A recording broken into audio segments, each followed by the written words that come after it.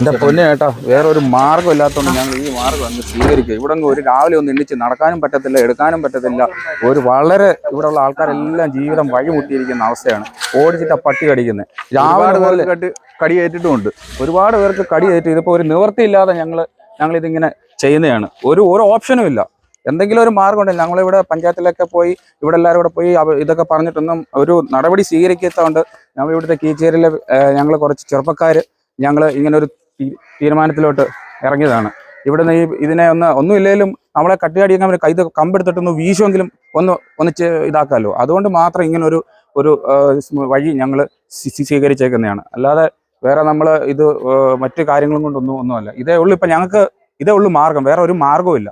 മറ്റുള്ള ഇതിങ്ങനെ കയറി പോകുന്ന വഴിയാണ്. നമ്മൾ സ്കൂൾ കുട്ടികളും ഒക്കെ ഇതുവഴി പോകുന്നതാണ്. ഇപ്പോൾ പ്രായമായവരും ഒക്കെ നമുക്ക് ഇച്ചിരി ഇത് ആരോഗ്യമുള്ളവരാണെങ്കിൽ ഓടി ഇതാക്കുക എന്ന് പറയും. ഇത് കുഞ്ഞുങ്ങളാണെങ്കിലും പ്രായമായവരാണെങ്കിലും എങ്ങനെ ഇതാക്കുന്നത്? ചേട്ടാ താണ്ട് ഞങ്ങൾ ഏതാണ്ട് ഇവിടെയാണ് അക്കരയിൽ നിന്ന് എടുത്തിട്ട് താണ്ട് ഞങ്ങൾ ഇവിടെയാണ് വെക്കുന്നത് കേട്ടോ. അതുകൊണ്ട് ഇവിടെ വെച്ചിട്ടാണ്. അപ്പുറത്ത് മെയിൻ റോഡാണ്. പിന്നെ ഞങ്ങൾ അവിടെ നിന്ന് എടുത്ത് ഇവിടെ വെക്കും. ഇവിടെ നിന്ന് എടുത്തിട്ട് ഞങ്ങളുടെ ആവശ്യങ്ങൾക്ക് പോവും. ഇത് വേറൊരു ഓപ്ഷൻ ഇല്ല. ഇതേ ഉള്ളൂ മാർഗം. അതുകൊണ്ട് മാത്രമാണ് ഇത് അധികാരി കാണുകയാണെന്നുണ്ടെങ്കിൽ കണ്ടു കഴിഞ്ഞാൽ ഇതിൻ്റെ എന്തെങ്കിലും ഒരു നടപടി സ്വീകരിക്കണമെന്ന് ഞങ്ങൾ ഈ പ്രദേശവാസികൾ താഴ്മയായിട്ട് ഞങ്ങൾ അപേക്ഷിക്കുകയാണ്. ഇതല്ലാതെ വേറൊരു മാർഗ്ഗമില്ല. ഇത് ഞങ്ങളുടെ ഞങ്ങളുടെ ചെറിയൊരു പ്രതിഷേധം മാത്രമാണ്. ഇതിൻ്റെ അകത്ത് വേറെ ആരെയും ഇതാക്കാനോ ഒന്നുമല്ല. ഇത് ഞങ്ങളുടെ ചെറിയൊരു പ്രതിഷേധം മാത്രമാണ്.